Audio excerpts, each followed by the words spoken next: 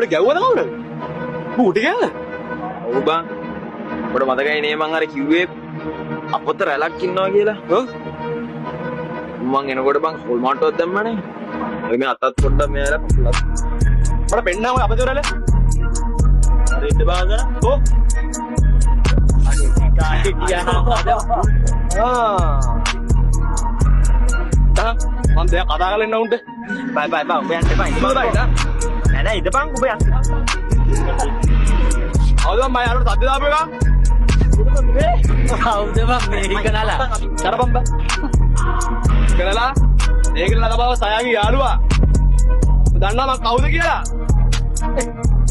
කියපන් ඔබ බලන්න දැන් මටත් දලා කිරුමෙත්ති කියලා බලන්න. ඔය තමාඩෝ ප්‍රතිවලත චන්දරේ පුතා.